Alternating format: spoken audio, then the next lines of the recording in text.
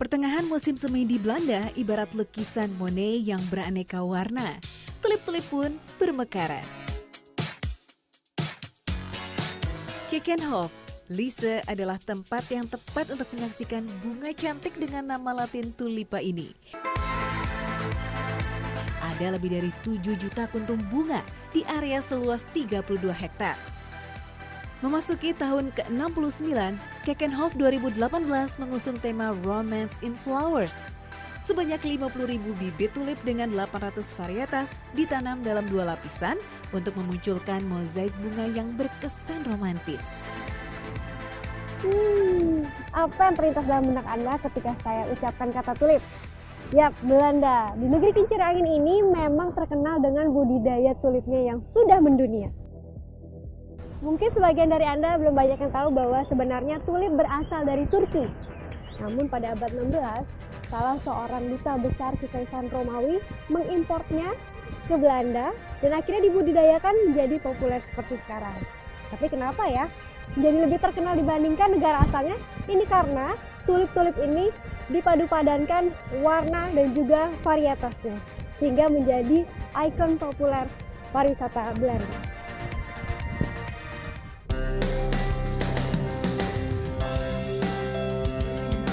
Taman bunga ini juga memiliki peran besar bagi pariwisata Belanda. Setiap tahunnya ada 1 juta wisatawan dari 100 negara yang datang berkunjung. Tak hanya tulipnya saja yang diincar para turis, pernak-pernik yang mempunyai desain tulip pun diminati seperti sarung bantal, tas, dan barang pecah belah ini. Di sini tulip menginspirasi banyak seniman seperti tertuang pada gelas, piring, dan juga bentuk tas. Tak hanya itu, ada juga nih seniman henna yang membuat bentuk tulip pada hasil karyanya. Bagaimana kisahnya? Kita ikutin terus di Jazeera Islam.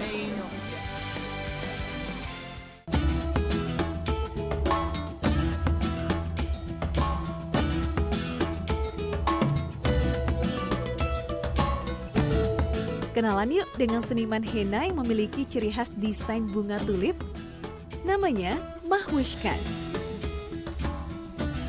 Hari ini saya dan teman-teman saya, Nisrina dan Jili, berkesempatan untuk mengikuti workshop di rumahnya yang berlokasi di Den Haag. Halo, Assalamualaikum. Welcome. Come on.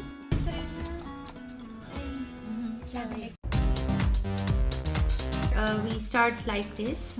This is your hand, and we have here different patterns, so you can choose. Sebagai bentuk kecintaannya terhadap seni lukis henna, setiap sebulan sekali, Mahwishkan membuka kursus untuk umum. You can also see on your other paper different fingers. Wanita berdarah Pakistan ini hanya menyediakan 1 hari untuk kursus, yaitu hari Minggu.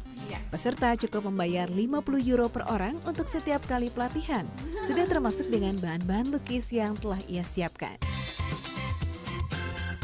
Ini dia pasta dari tanaman henna sebagai bahan dasar untuk mewarnai kulit. Cara paling mudah dalam menggambar henna yaitu buat gambar motif dengan pensil pada selembar kertas untuk pola punggung tangan. Yeah, we have here the pin inside. Not in this one. This one has a pin. You remove it, and then you take a paper. Yeah. See? See good? Yeah.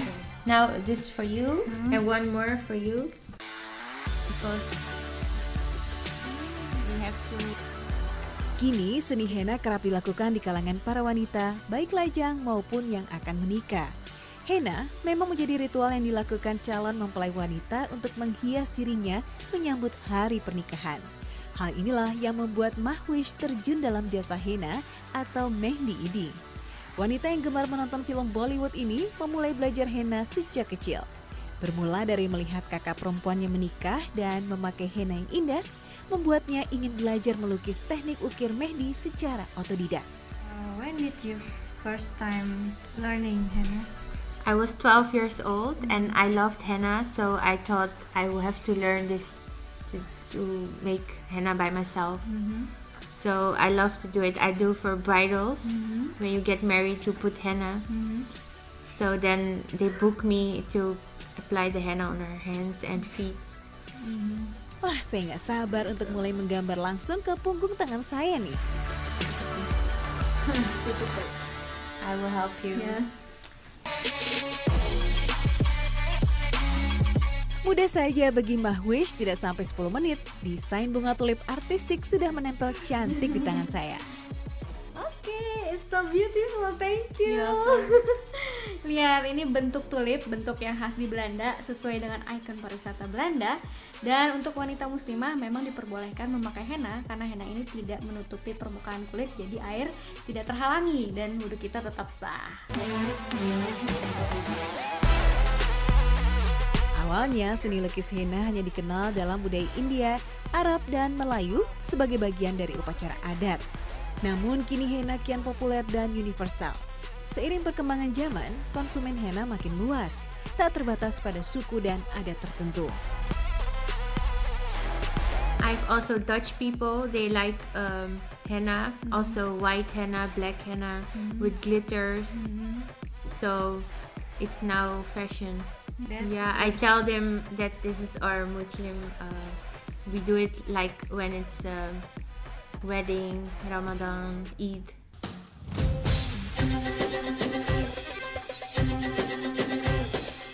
Selama setengah tahun, ia tak sekadar belajar teknik ukir henna, tetapi juga belajar meracik bahan henna hingga mengenal berbagai jenis bahan serta merek henna. Keindahan pola-pola mehdi yang dilukis tangannya kian menarik perhatian banyak orang. Karyanya pun dikenal dari mulut ke mulut. Dari awal 2012 menjadi permulaan bagi anak kedua dari 3 bersaudara ini untuk membuka jasa lukis henna. Kala itu, karya pertamanya untuk henna pernikahan dihargai 200 euro atau setara 3 juta rupiah. Nah, sejak itu ia semakin menggeluti usahanya. Kini dalam sepekan sedikitnya ia mampu melayani jasa henna wedding 3-4 kali. Wih, ini dia henna buatan kami. Bagaimana hasilnya? Yeay.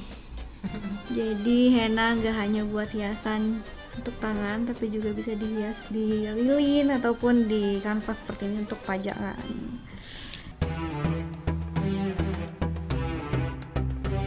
Hobi yang membawa berkah ya bagi Mahwish. Secara tak langsung ia memperkenalkan Islam pada dunia.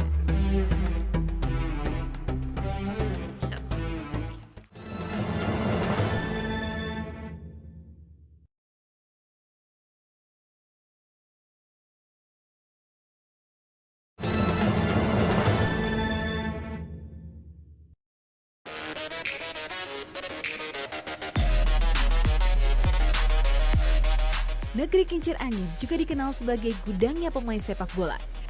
Bahkan cukup banyak pemain bola muslim di Belanda. Ada Khalid Bolahrus dan Ibrahim Afellay. Jagoan sepak bola muslim dunia tersebut menjadi semangat bagi pesepak bola muda. Seperti Fahim Muhammad Rizky, remaja usia 14 tahun, pemain muslim di klub sepak bolanya HDC Delft. Jika di Indonesia, pertandingan sepak bola biasanya dilaksanakan usai berbuka. Nah, di negara kincir angin ini, pertandingan dan latihan tetap berjalan normal meskipun di bulan Ramadan. Hal inilah yang kerap dihadapi Fahim Muhammad Rizky tiap tahunnya.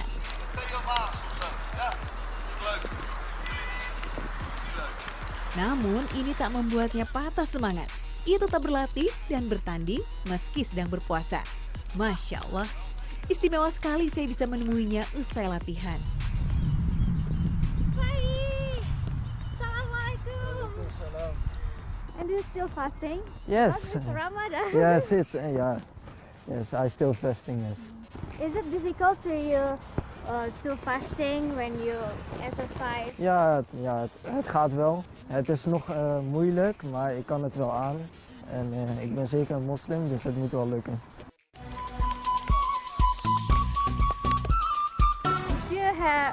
Did you fast anything maybe negative act from your friend in the club? No, nee.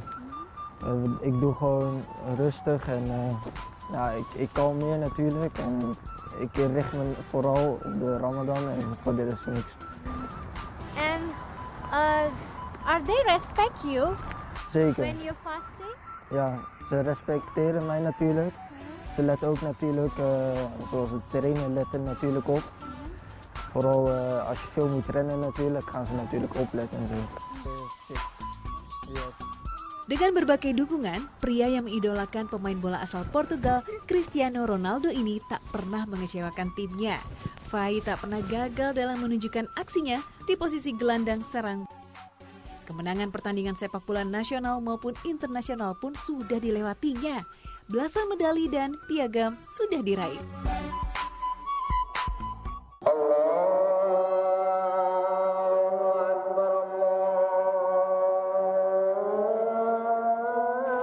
Tak terasa azan asar pun telah tiba. Kami memutuskan untuk sholat di Masjid Al-Hikmah di Jalan Medlestad. Masjid ini merupakan satu dari dua pilihan masjid yang tersebar di daerah Den Haag. Jumlah muslim saat ini ada sebanyak 14% dari total populasi masyarakat Den Haag yang berjumlah 500.000 orang. Dit is onze imam. Assalamualaikum. Waalaikumsalam. Ik ga even sholat doen, buat daarboven. Ya.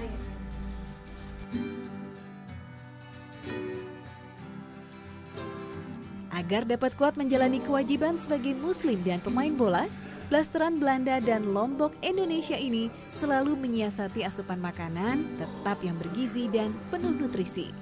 Tak hanya makanan, ia juga mengandalkan kedekatannya pada Tuhan seperti sholat dan mengaji.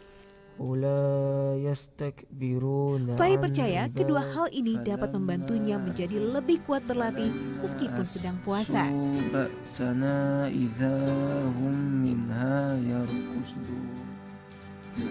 Sementara Fai sholat, saya diperkenalkan dengan pengurus masjid Nur Hashim Subadi untuk berkeliling masjid. Gereja Immanuel ya, yang diresmikannya dipakai pada tahun 1957.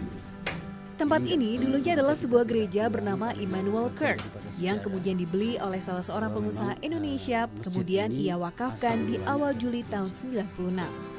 Yang pada saat itu tahun 96 itu ada fusi. Jadi beberapa gereja itu difusikan jadi satu, terus kemudian salah satu gereja ini dijual.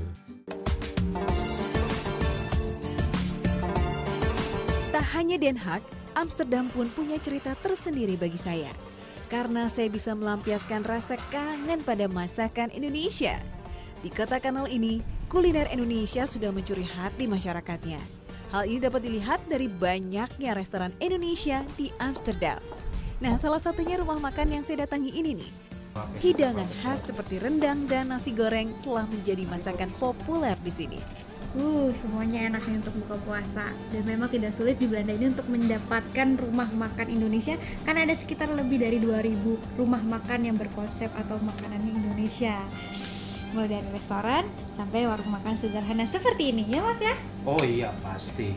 Sini juga bukan hanya muslim aja yang datang, tapi non muslim juga banyak yang datang. Oh, banyak pelanggannya ya? Banyak pelanggan. Tapi susah nggak sih untuk mendapatkan daging halal di negara ini? Oh nggak sama sekali, di mana-mana pasti ada tempat halal, penjagalan yang halal, dan itu mudah ditemui. Oh ya Mbak, kalau pengen tahu tentang muslim di Belanda, ini kebetulan ada ustadznya di sebelahnya. Silakan tanya deh. Iya, assalamualaikum. Waalaikumsalam warahmatullahi wabarakatuh. I'm Lydia from Indonesia. Lydia, welcome to Holland. I'm Ustad Ronald from Holland.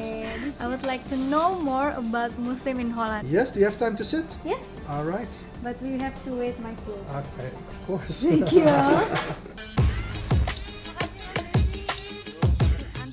Alhamdulillah, perjalanan saya ke resto yang ada di Jalan Lorenzplein ini membawa saya berkenalan dengan mualaf yang sekarang menjadi pendakwah.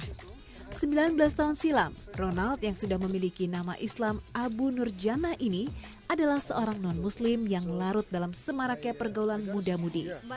Senang hura-hura, bahkan foya-foya. I decided to become a Muslim after a long deliberation. It was not like I woke up one morning thinking, hey, I want to be a Muslim. After a while, I got a book From which your is friend? no, I bought it myself actually, and it's like an Islam for Dummies type book.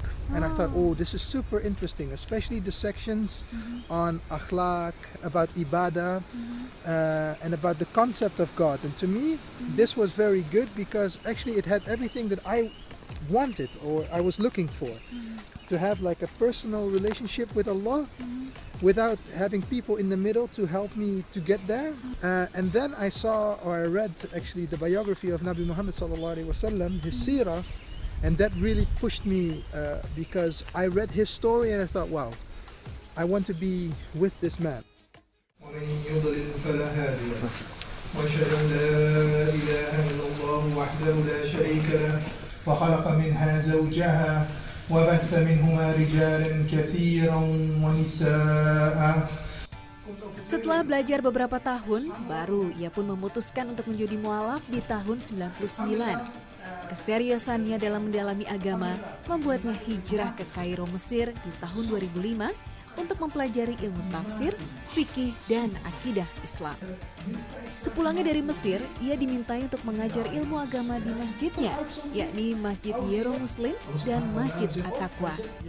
Hingga kini ia rutin memberikan ceramah, tafsir Quran dalam bahasa Belanda, dan mengajari para mualaf membaca Al-Quran.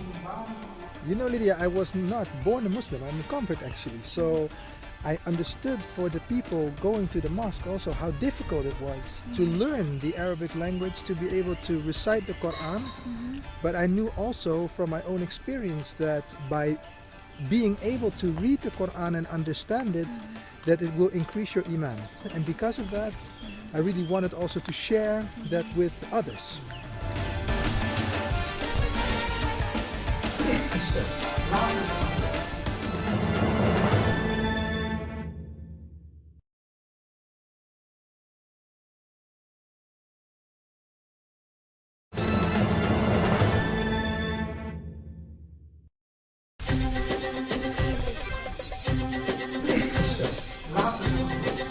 Setidaknya ada 10-20 mualaf yang ikut dalam pengajian tiap minggunya. Seperti Nurdin, mualaf asal Belanda ini sangat terbantu dengan adanya Ronald. Ia bisa lebih paham tentang Islam karena bisa berkomunikasi dengan bahasa Belanda dengan Ronald.